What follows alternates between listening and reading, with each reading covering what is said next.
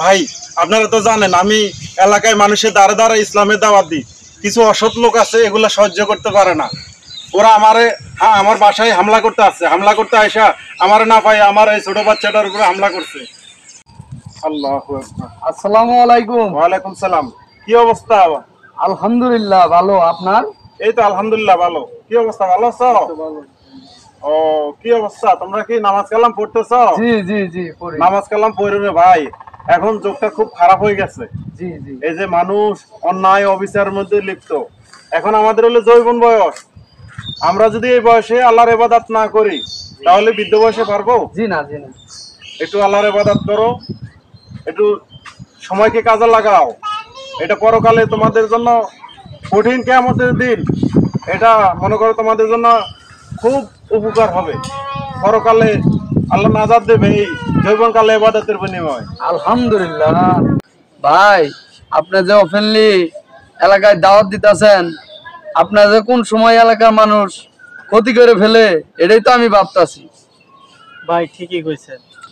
ভাই রে, আমরা তো ওই আল্লাহকে ভয় করি যিনি আমাদের সৃষ্টি করছে।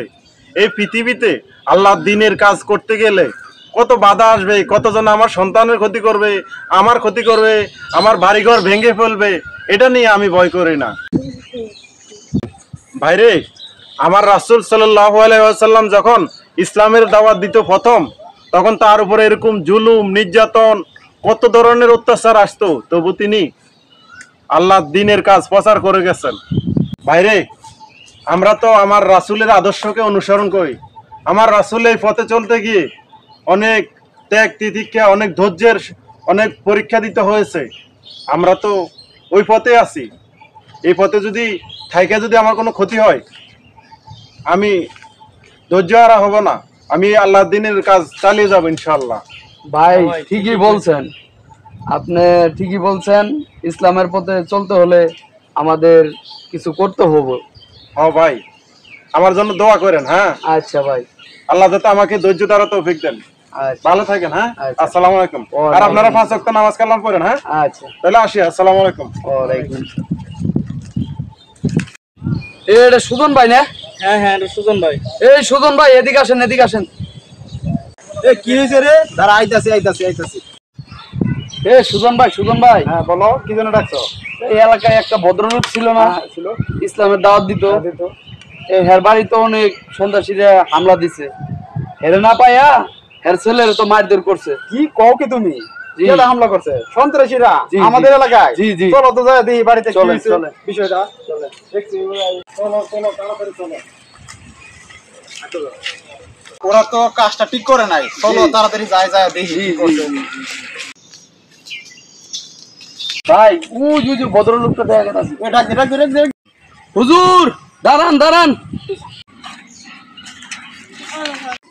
আসসালামু আলাইকুম। ওয়ালাইকুম সালাম। ভাই আপনাদের বাসায় খুঁজে এলাম, আমরা পাইছি না। ও আমরা ওই যে বাচ্চারা নিয়ে ইয়েতে গেছি, ওই ডাক্তারের কাছে গেছিলাম। কি হয়েছে? শুনলাম যে সন্ত্রাসীরা নাকি রাত্রেবেলা আপনার ছেলের হামলা করছে। ইসলাম বিরোধীরা আমার ছেলেরে আঘাত করছে, আঘাত করে দেখেন একবারে চাপা ফাটাই ফেলাইছে। এই জন্য আমি ডাক্তারের কাছে নিয়ে একটু ব্যান্ডেজ করে নিয়ে আসছি। আরে এই বাচ্চারা মারছে, এই ছোট মাসুম বাচ্চারা এভাবে মারতে বললো লোকজনে না, এর কঠিন বিচার হওয়া দরকার। জি জি জি তোমরা কি বলো? জি জি। আচ্ছা হুজুর, এমন একটা জঘন্য কাজ কেডা করছে আপনি আমার কোন তো শুনি। ভাই আপনারা তো জানেন আমি এলাকায় মানুষের দ্বারা দ্বারা ইসলামের দাওয়াত দিই। কিছু অসৎ লোক আছে, এগুলা সহ্য করতে পারে না। ওরা আমার বাসায় হামলা করতে আসছে, হামলা করতে আইসা আমারে না পাই আমার এই ছোট বাচ্চাটার উপরে হামলা করছে। ওরা চাইছিল আমার বাচ্চার গায়ে আঘাত করে আমাদের ইসলামের কাজ, দাওয়াতি কাজ বন্ধ করে দিতে, কিন্তু ওরা জানে না আমরা এই কাজ শুধু আল্লাহ সন্তুষ্টির জন্য করি, আমরা কাউকে খুশি করার জন্য করি না। আসলে যুগে যুগে যারা আল্লাহর দ্বীন প্রতিষ্ঠার কাজ করে, যারা দাওয়াতি কাজ করে, যারা সত্যের পথে থাকে, যারা হকের পথে থাকে, যুগে যুগে তাদের বিভিন্ন ধরনের বাধা বিপত্তি আসবে, যেটা আল্লাহ রাসূল সাহাবায়ে কেরামের যুগে ছিল।